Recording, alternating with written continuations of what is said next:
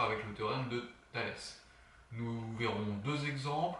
Dans le premier, les deux triangles seront imbriqués l'un dans l'autre. Dans le deuxième, il s'agira de la configuration de Thalès en papillon.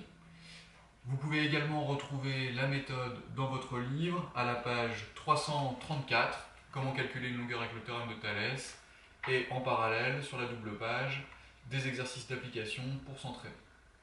Allez, c'est parti. Dans le premier exemple, nous allons étudier le cas de deux triangles imbriqués l'un dans l'autre.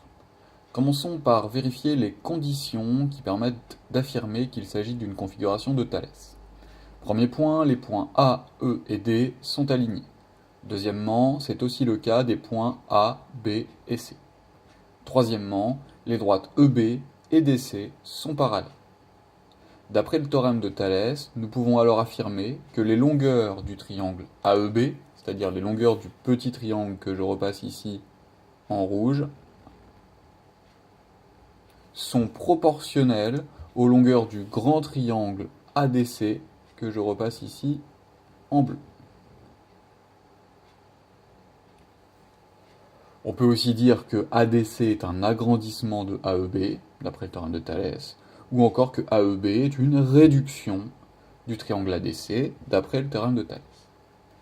Pour exprimer cette proportionnalité des longueurs, je peux dresser un tableau de proportionnalité, dans lequel je vais indiquer les longueurs du triangle AEB.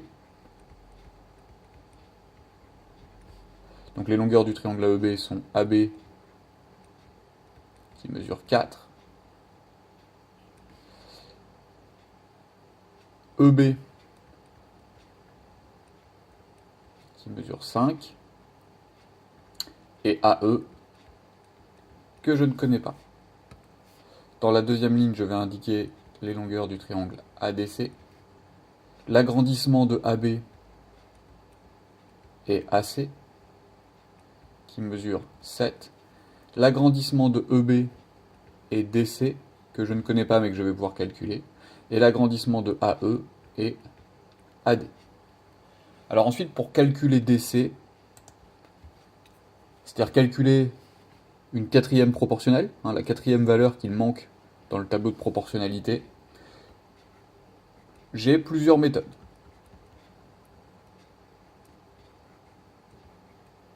Première méthode, je peux utiliser le coefficient de proportionnalité.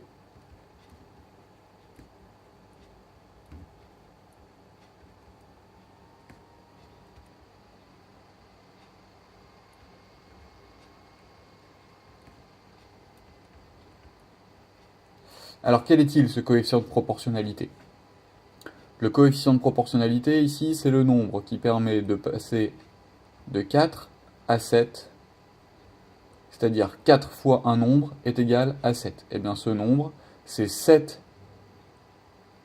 divisé par 4, c'est-à-dire 7 quarts.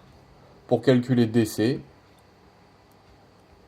je vais donc multiplier EB, 5, par le coefficient de proportionnalité, 7 quarts, pour trouver ici 7 quarts, c'est-à-dire 5 fois 7 divisé par 4, j'obtiens 8,75. Donc DC mesure 8,75 cm. Ce que nous venons de dire en fait ici, c'est que le triangle ADC est un agrandissement du triangle AEB de coefficient 7 quarts. J'aurais également pu utiliser des produits en croix, l'égalité des produits en croix, puisque je suis dans une situation de proportionnalité.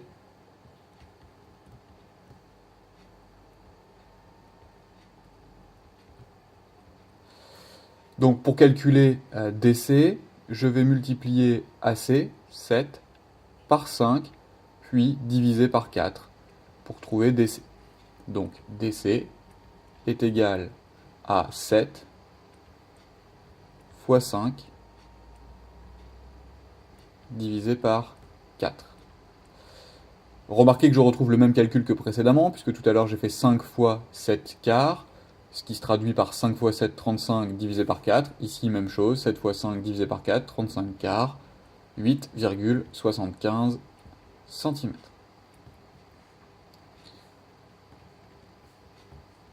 Il s'agissait de la méthode 2. Troisième méthode, je peux me passer de dresser un tableau de proportionnalité en écrivant ce qu'on appelle l'égalité des rapports.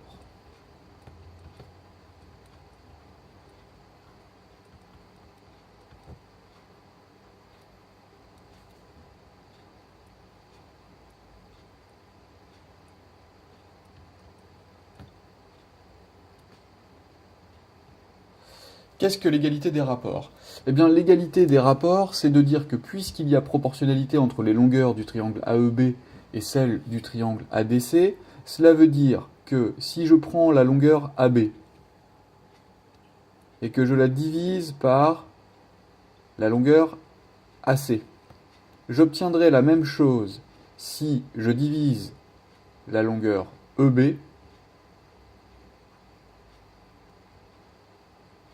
par la longueur DC, ou encore si je divise la longueur AE par la longueur AD. Pourquoi? Eh bien parce que dans chaque cas, j'ai en fait calculé le coefficient de réduction. AB divisé par AC est égal à EB divisé par DC est égal à AE divisé par AD parce qu'il s'agit du coefficient de réduction. J'aurais pu écrire de la même façon, AC divisé par AB est égal à DC divisé par EB est égal à AD divisé par AE, et j'aurais calculé de trois façons différentes le coefficient d'agrandissement. Alors ensuite, pour calculer DC, eh bien, de la même façon, on peut faire un produit en croix, EB multiplié par AC divisé par AB, et je retrouve DC, donc ça rejoint la méthode numéro 2. Dans l'exemple numéro 2, nous allons nous intéresser à la configuration de Thalès en papillon.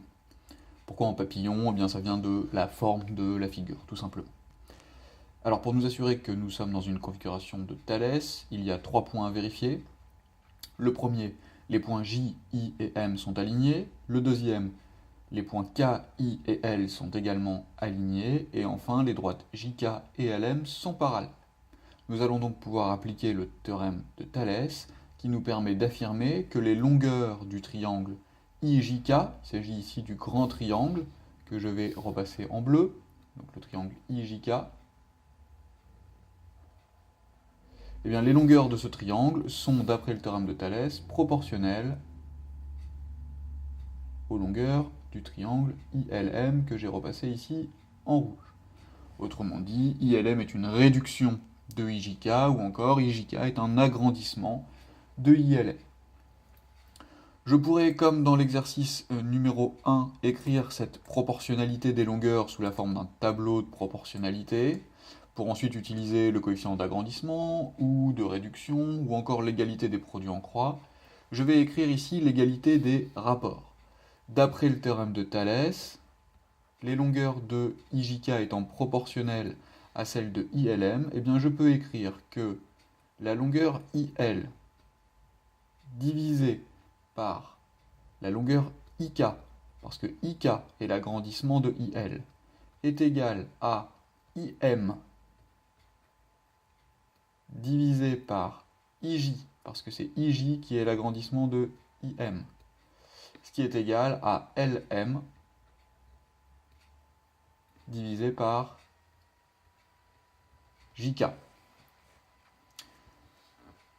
Ou j'aurais également pu écrire, ce que je viens d'écrire en fait c'est l'égalité des coefficients de réduction, j'aurais pu écrire la même chose avec les coefficients d'agrandissement en écrivant que IK sur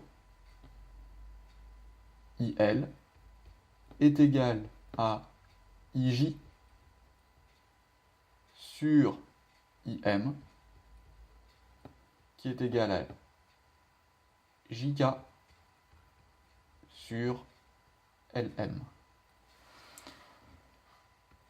Pour conclure et pour calculer ici IJ, il me reste tout simplement à faire un produit en croix. Pour calculer IJ, je vais faire IK